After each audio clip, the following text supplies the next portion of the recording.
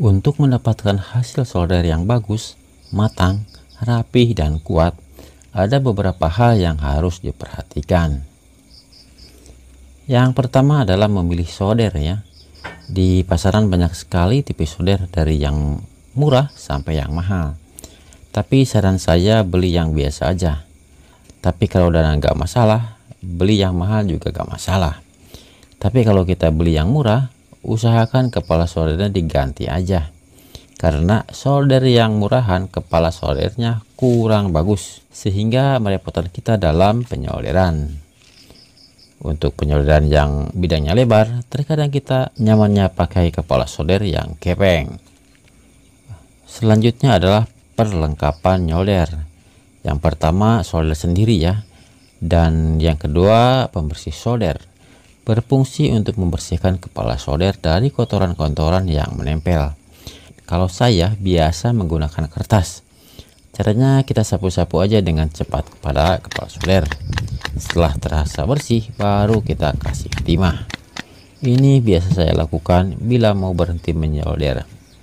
Sehingga bila mau nyolder lagi pada hari berikutnya, solder bisa langsung digunakan. Untuk membersihkan mata solder, bisa juga pakai pasta solder.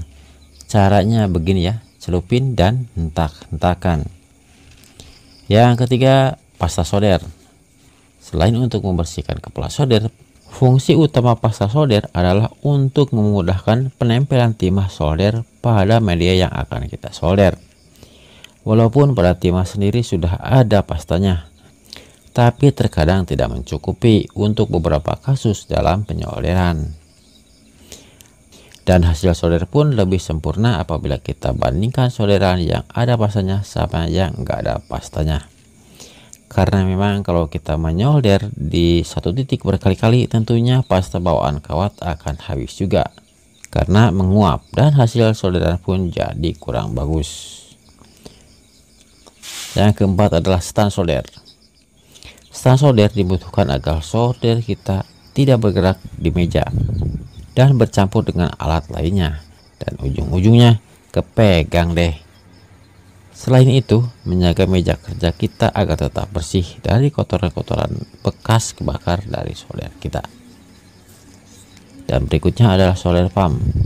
Solder pump atau sering disebut dengan penyedot timah akan memudahkan kita dalam pencabutan komponen yang akan kita ganti atau memperbaharui solderan yang sudah retak, biasanya di area panas seperti pada rangkaian AC matic.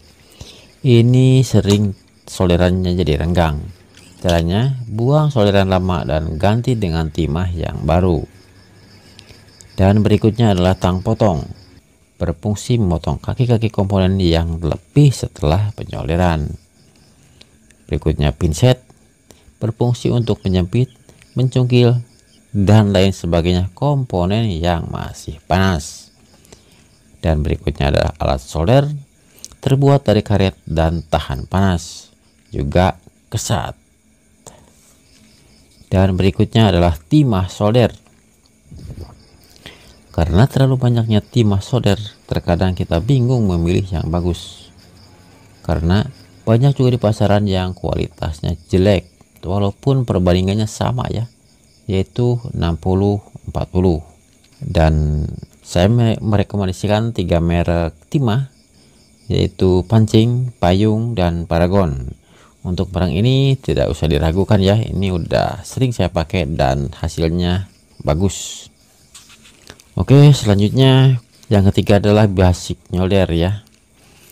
Pertama-tama sebelum menyolder, tentunya kita panaskan solder ya, sehingga mencapai titik leleh timah solder, dan panaskan juga area yang akan kita solder. Kasih timah, angkat timah, dan angkat solder. Kasih timah, angkat timah, dan angkat solder. Dan inilah referensi hasil solderan yang bagus.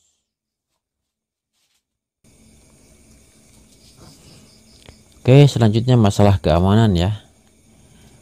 Asap pada saat kita menyolder tentunya tidak bagus bagi kesehatan. Akan mengakibatkan sesak di pernapasan dan perihnya di mata.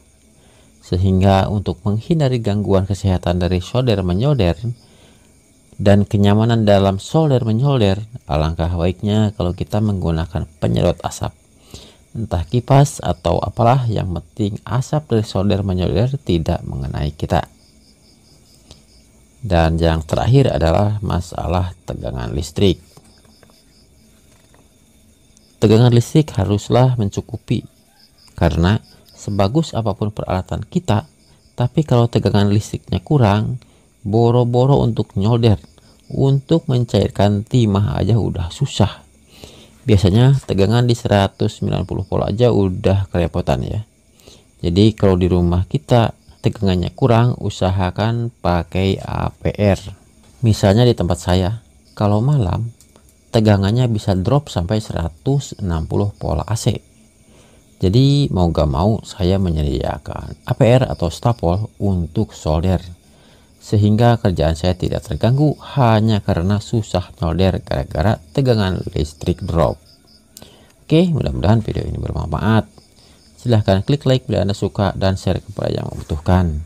Assalamualaikum warahmatullahi wabarakatuh.